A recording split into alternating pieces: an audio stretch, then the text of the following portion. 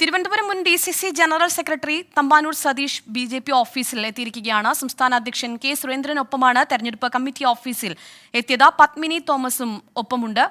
MG പ്രതീഷിലേക്കാണ് കൂടുതൽ വിവരങ്ങളുമായി പോകുന്നത്. MG പ്രതീഷ്, ഇപ്പോൾ എന്താണ് അവിടെ നടക്കുന്നത്? ഒപ്പം തന്നെ അംഗത്വം എപ്പോഴായിരിക്കും നൽകുക? BJP നേതാക്കൾ ആരൊക്കെയാണ് അവിടെയുള്ളത്?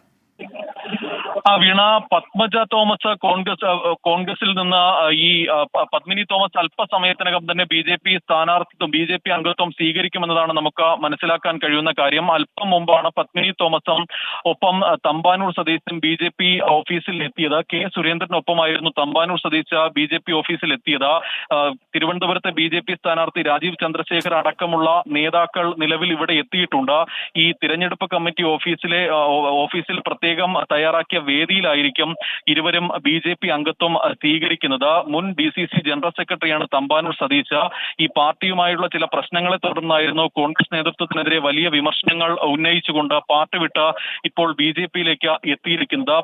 പത്മിനി തോമസും സമാനമായ ഒരു ആരോപണമാണ് പാർട്ടിക്കെതിരെ ഉന്നയിച്ചിരുന്നത്. പാർട്ടിയിൽ വേണ്ടത്ര പരിഗണന തനിക്ക് ലഭിച്ചില്ല എന്നും ഇക്കാര്യം പാർട്ടി നേതൃത്വത്തെ ഔദ്യോഗികമായി അറിയിച്ചിട്ടും അത്തരത്തിലൊരു പരിഗണന ഉണ്ടായില്ല എന്നതുമാണ് പ്രധാനമായും പത്മിനി തോമസ് രാവിലെ അടക്കം പ്രതികരിച്ചത്. അതിന്റെ കൂടി അടിസ്ഥാനത്തിലാണ് ഇപ്പോൾ BJP അംഗത്വം സ്വീകരിക്കുന്നത്. നേരത്തെ ഈ പത്മജ കോൺഗ്രസ് പാർട്ടി വിട്ട സാഹചര്യത്തിൽ തന്നെ കൂടുതൽ നേതാക്കളെ BJPയിലേക്ക് കൊണ്ടുവരാനുള്ള ഒരു ശ്രമം BJP സംസ്ഥാന നേതാക്കളുടെയും ഒപ്പം കേന്ദ്ര നേതൃത്വത്തിന്റെയും ഭാഗത്ത് നിന്ന് ഉണ്ടായിരുന്നു. അത് പ്രധാനമായും കോൺഗ്രസ് സംസ്ഥാന നേതൃത്വത്തോട് ഇടഞ്ഞു നിൽക്കുന്ന നേതാക്കളെ പരമാവധി BJPയിലേക്ക് എത്തിക്കുക എന്നുള്ള ഒരു ശ്രമമാണ് BJP സംസ്ഥാന നേതൃത്വത്തിന്റെ ഭാഗത്ത് നിന്ന് ഉണ്ടായത്. ഇതിന്റെ അടിസ്ഥാനത്തിൽ മുതിർന്ന പല കോൺഗ്രസ് നേതാക്കളുമായും BJP സംസ്ഥാന നേതൃത്വമടക്കം ഔദ്യോഗികമായും അനൌദ്യോഗികമായും ചർച്ചകൾ നടത്തിയിരുന്നു. ഇതിന്റെ കൂടി അടിസ്ഥാനത്തിലാണ് ഇപ്പോൾ തമ്പാനൂർ സതീശ് BJPയിലേക്ക് എത്തുന്നത്. BJP അംഗത്വം അല്പസമയത്തിനകം തന്നെ സ്വീകരിക്കും. ഇതിനു പുറമെ കോൺഗ്രസിലെ തന്നെ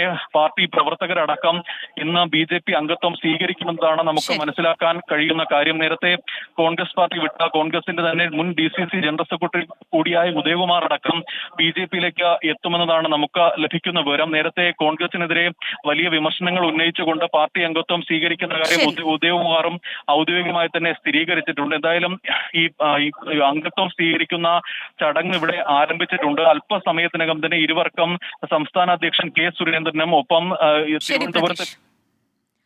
തിരുവനന്തപുരത്ത് നിന്ന് കൂടുതൽ വിവരങ്ങൾ നൽകിയത് MG പ്രതീഷാണ്.